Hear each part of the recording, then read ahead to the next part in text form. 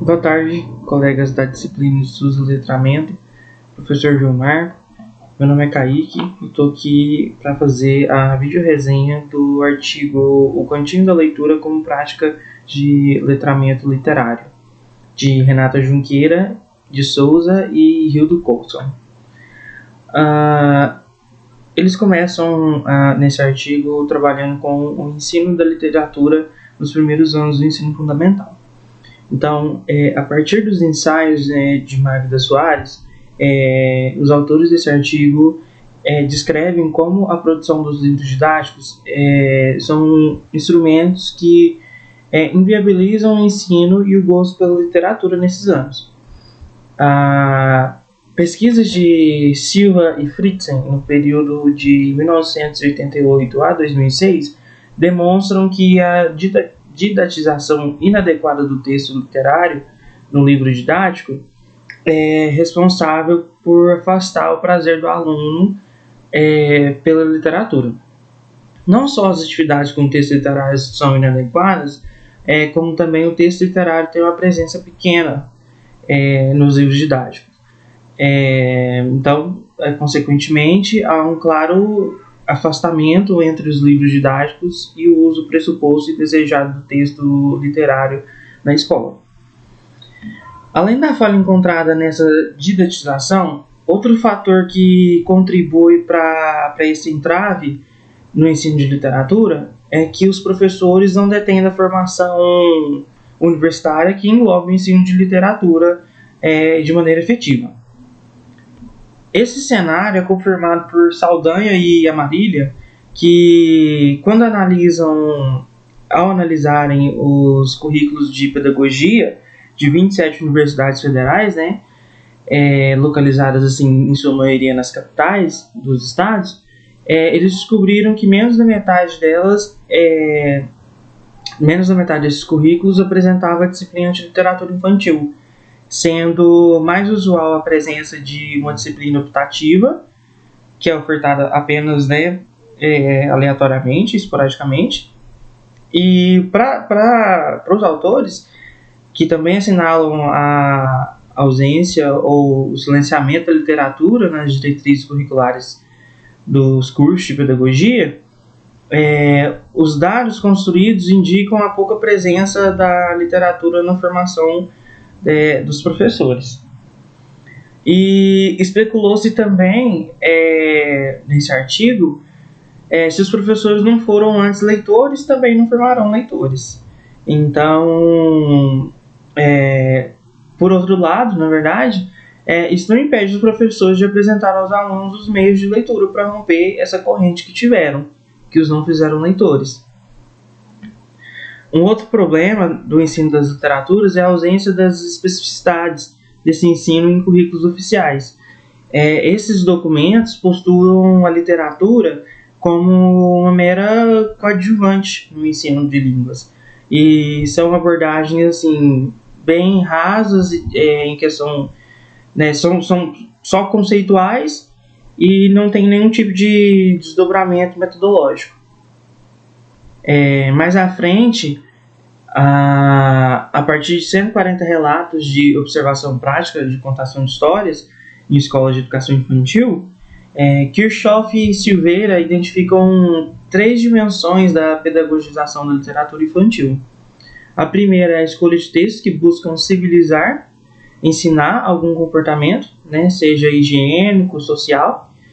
Segundo, a ênfase dada à mensagem da obra nos diálogos do professor com os alunos após a contação. E a seleção de obras que auxiliam outras questões da escola ou da turma. Sob a perspectiva idealista, a melhor maneira de inserir a literatura na escola, evitando esses riscos de pedagogização, é se abster de qualquer propósito formativo. Ou seja, apenas dando acesso às obras para que os alunos se aproveitem com elas. Também se argumenta que, como cada texto literário é único, não há nada a ser ensinado. Apenas se deve oferecer o texto ao aluno e confiar no encantamento e na viagem da leitura no texto literário. No entanto, essa perspectiva idealista apresenta diversos equívocos, porque coloca a leitura como uma leitura sem razão, que vai de encontro com as ideias da Magda Soares, que defende a leitura como um fator transitivo, né? Se você lê alguma coisa, você lê sobre alguma coisa e por alguma razão. E há também a associação do prazer à leitura. Nem sempre é essa a essência do propósito, porque algumas leituras podem até gerar medo, angústia, ansiedade no leitor. Então, é fundamental desenvolver na escola experiências planejadas de inserção dos alunos no mundo da literatura, como o cantinho da leitura.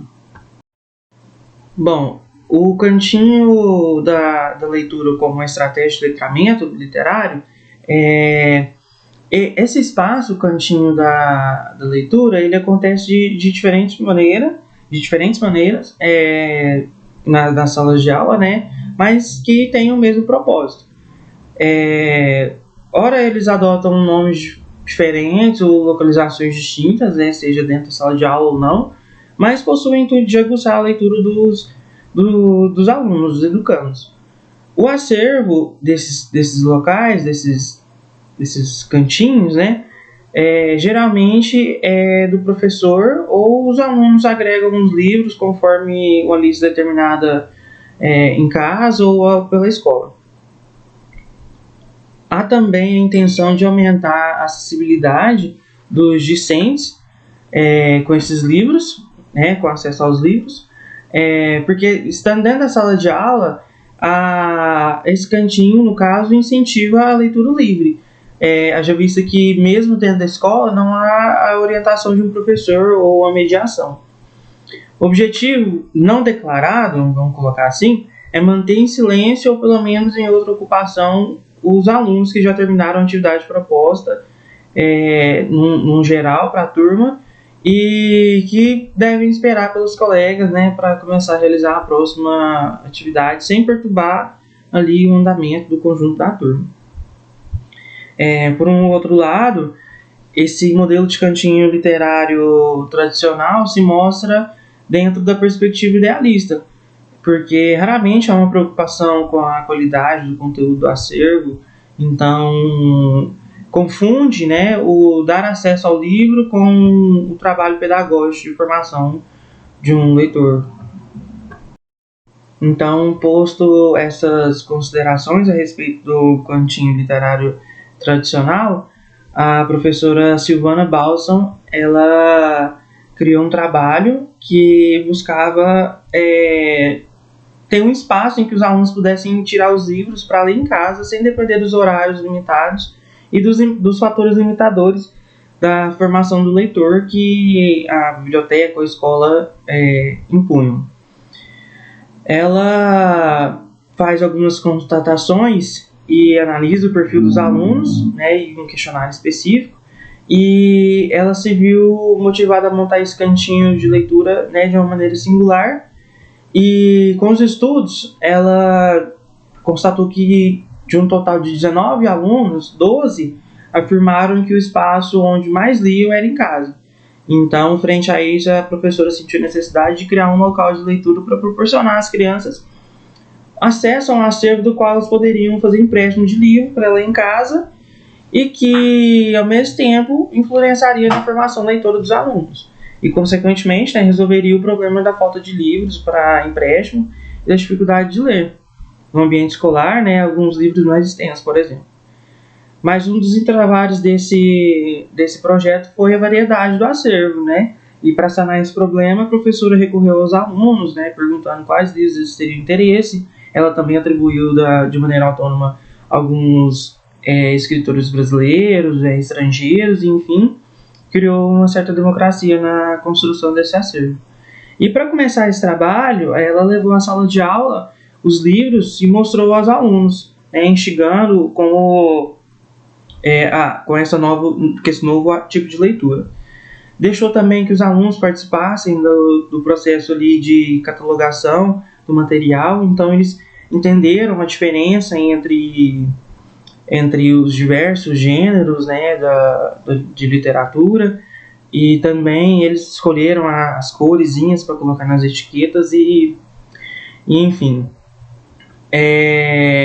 Durante esses 4 meses de análise que foi feito, a professora viu que dos 19 alunos que ela estava acompanhando, 13 deles leram uma média de 14 livros, né, que corresponde a 68%, que superaram a média brasileira elencada pelo IBGE. Então, podemos concluir que o diálogo entre os alunos e o professor, que foi descrito, né, nesse artigo, mostra uma relação assim, respeitosa e pessoal com o leitor, porque a professora partiu dos interesses de leitura dos alunos processualmente e orientou novas leituras, sem ter que impor textos ou, né, leituras direcionadas, assim, limitantes, mas propôs obras de maneira motivadora e individualizada. Em síntese, né, olhando o leitor como um sujeito único, ativo e autônomo.